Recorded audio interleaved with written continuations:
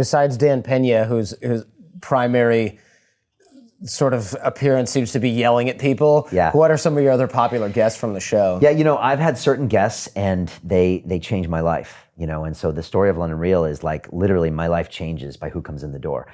And we talked before about you're the average of the 5 people you spend the most time with. Sure. I mean, literally, I need to be careful who sits in that chair because I share space with them and they change my life. And so, John Joseph, some punk rock, singer of the Cro-Mags, ex-crackhead, a former Hare Krishna monk, comes into my studio 14 months ago. He sits down.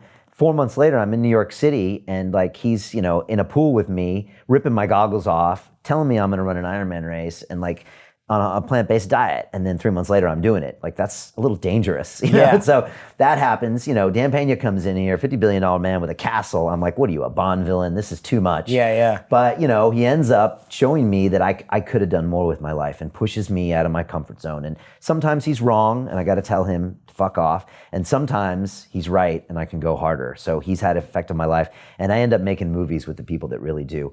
Jocko Willink had a real effect on me. I know he had an effect on you, but just this concept of extreme ownership. And, over Christmas, I was training like every day. And my wife said, like, why are you going on a run? It's Christmas Day. And I was like, Jocko, it's 4:30 in San Diego and he's doing his kettlebells. And like, I'm always like, Jocko's doing it.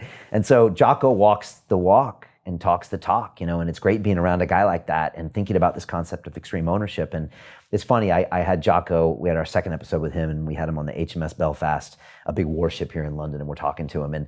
And I said to him, I go to one of my staff and I'm saying, you should exercise extreme ownership. And Jocko smiles and I'm like, that's when I'm not doing it. He said, yep. When you're telling someone else to exercise extreme ownership is when you're not doing it.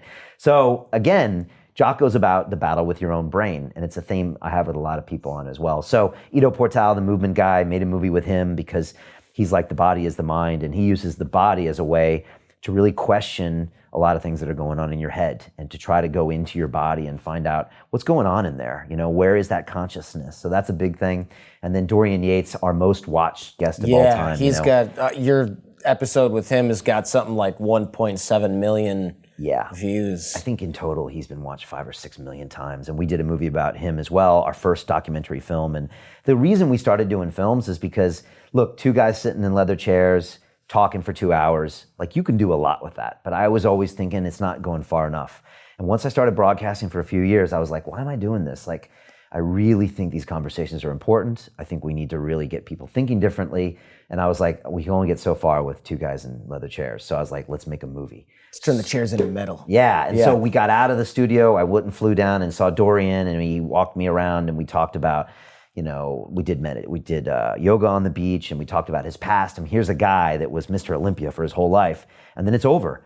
And everyone knows you from this body, and everyone knows who's Mr. Olympia, and then you got to reinvent yourself. And so we did a whole movie about that. So like the people I have on his movies are the people like I really have the guests that really resonate with me. So John Joseph, we got a new movie coming up called Dissolution that's got guys like Dennis McKenna that was really a pioneer. I was wondering when you were going to do a movie about some of that stuff, some of that plant-based medicine, if you will. One of the first few months of London Real, we ended up doing an ayahuasca episode, which is, for people that don't know, it's a plant medicine, it's a psychedelic, and what it really does is it kind of strips everything down. It's like shrooms on shrooms, right? Yeah, that's well said. It's shrooms on shrooms. It's really the mother of all psychedelics. And I know this because our next film, it's not just about this, but it's about examining the human ego.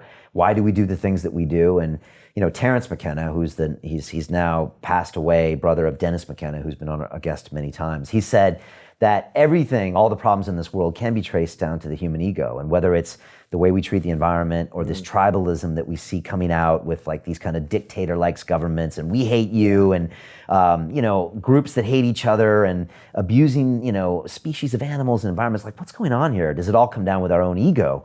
And how maybe if we dissolve this, we can say, well, maybe we need to be cooperating, and maybe we're all on the same planet, and maybe we can do better if we talk to each other. So this movie is called Beyond the Ego, and it started with going down to Costa Rica, drinking the plant medicine, and basically just ripping apart your ego. You basically go and kind of die, and then it's like now looking at the world in a different way. And so London Real was based on that.